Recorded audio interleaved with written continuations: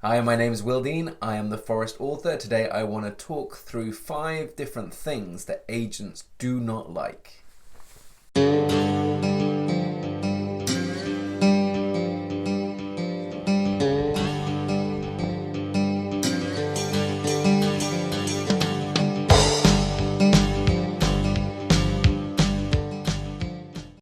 Welcome back. If you are new to the channel, my name is Will. I'm a full-time published author. I live in a forest, in a boggy clearing in Sweden, and I like to talk about publishing and books and reading and writing, partly because, there's nothing else to do here. I don't have any neighbors, there are no shops, there are no takeaways. There are no restaurants, there are no bookshops, there is nothing here apart from trees. And partly because when I was I'm just going to move my microphone so you can actually hear me. Partly because when I was an unpublished, unagented writer years ago, I found it difficult to understand the industry. It all felt quite kind of secretive and Hogwartsy and weird, and I didn't really know the difference between an agent and an editor. I didn't really understand how to query, how to send submissions to agents. So I wanted to lift the lid a little bit now that I am on the inside and I understand some of this, to share this with you in the hope that that might be a little bit helpful. I've already done a video on 5 things that agents do like, and now this is the follow-up video, 5 things that agents do not like. So, number 1. I would say arrogance and defensiveness. And this can come across in a cover letter, it can come across in person at a festival when you're having a one-to-one with an agent, it can come across over the phone when you're having a chat once you've already queried a particular agent. There's no need to be arrogant. Your agent likely represents some important, well-known, respected writers.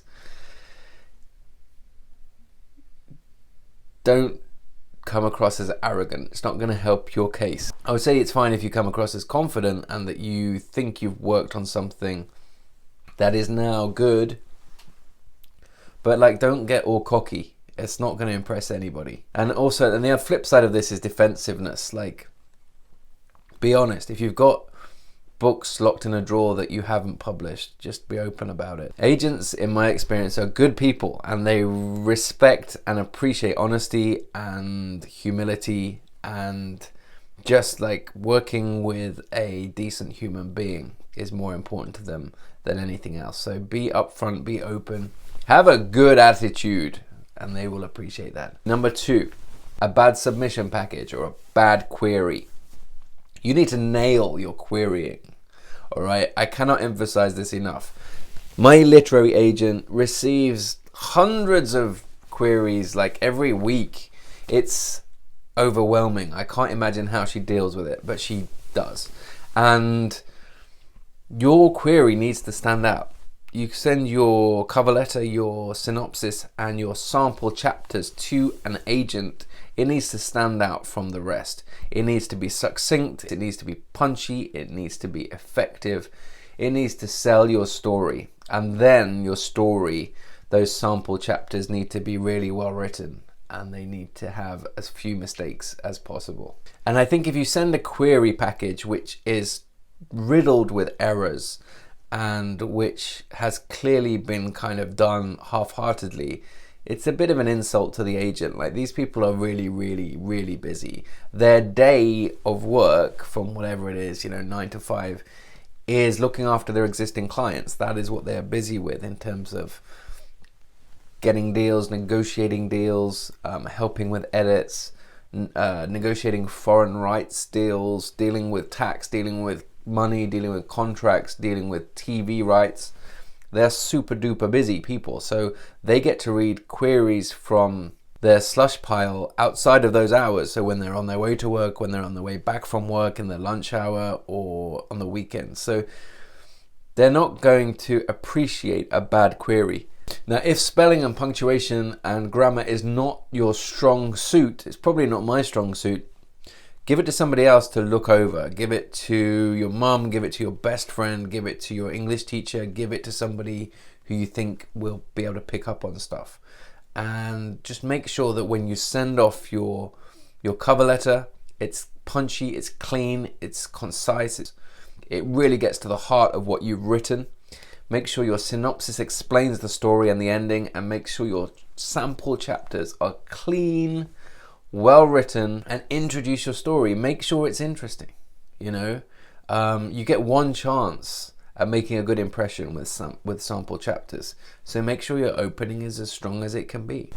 Number 3, the third thing that agents do not appreciate is not being kept informed. So what I mean by this is, if you're lucky enough to get full requests, if you're lucky enough to get offers of representation, but you have like queries out there with 7 different agents or with 20 different agents, keep the other ones in the loop. Make sure they are not spending the time reading a full manuscript. Imagine the hours of work that takes out of their time. Make sure they're not doing that, and you've already accepted an offer from another agent. That can really piss off a literary agent, trust me. Make sure if you get an offer of representation, tell all of the other agents that you've submitted to, especially the ones that are reading the full manuscript, and just keep everybody informed. At that stage, once you've got full requests, once you've got an offer of representation from one agent, it becomes more serious, it becomes more professional, and you need to kind of step up your professionalism. So shoot out an email, keep everybody informed, make sure nobody is working on something when they don't have a chance of representing you. Keep them in the loop, keep them informed, keep them happy. Number 4, and that is rookie errors and cliches. So this is mainly within your manuscript itself. Like, make sure that it's well crafted. There are many signs that your writing isn't at the point yet where you're ready to be traditionally published. One would be like bunches of cliches. Like, I'm not going to say things like adverbs, because who am I to say that you can't use adverbs? Like, just write the way you want to write. But one is like cliches. If your book is riddled with cliches, it's not well written. That's like a universal thing. I don't think that's a controversial tip. If you're describing something in a way that everybody else describes something, then it's not interesting. You're not adding anything. If you can think of a way that is like organic and natural, that you describe something that you don't think other people are describing it like, go ahead with that one. If you have an idea for a metaphor or simile and it's so obvious and everybody else uses it, then just skip it. If you have an idea for a metaphor or a simile and it comes naturally to you, it's not forced, and other people don't use it, consider using it. You can always kill it off later on. Kill your darlings.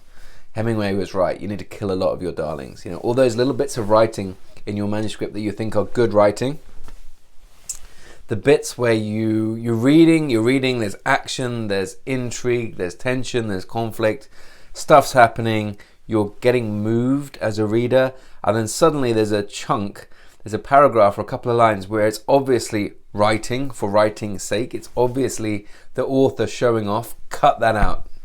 I mean it.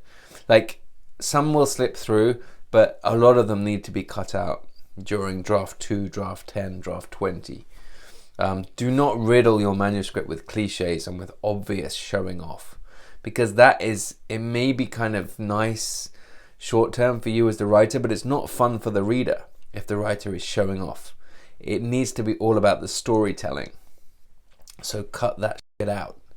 And likewise, like, be aware of the world in which you are writing in. Like, make sure your female characters are not massive cliches. Make sure they're not all wives or nurses or girlfriends. That's not what women are like. Like, just make sure it's balanced in some way. I find it really annoying when I'm reading a book and all the women are just kind of pivot points for male characters. Like, the man needs to be a hero, so he has to go off and save this woman who really there's no detail about her character, what she does, what she's interested in life, what her passions she has, what she's thriving on. Some books kind of ignore that completely, and the woman is there just so the man can look good or look bad. That's lame. Like, work on that. Tip number 5, agents do not like rushed work, rushed books, rushed submissions. They would much rather you take your sweet time and write a great book. So if it takes another year to get that book rewritten and polished and maybe edited by a freelance editor, take that year. You're not going to get the chance to submit to this agent 5 different times with the same book. The agent's not going to read it that 5th time when actually it's really good. So take your time. Be patient. With your submissions, take your time. Doesn't matter if you get an agent tomorrow or in 3 months' time.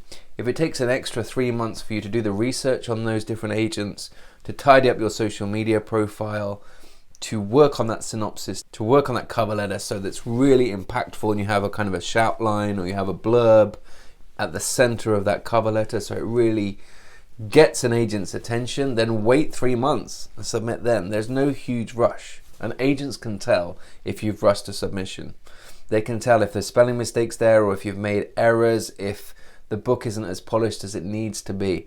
So do not rush it. Take your time and submit it when it's ready and when it's good. I hope that's been useful to you. It's very, very daunting to submit to agents.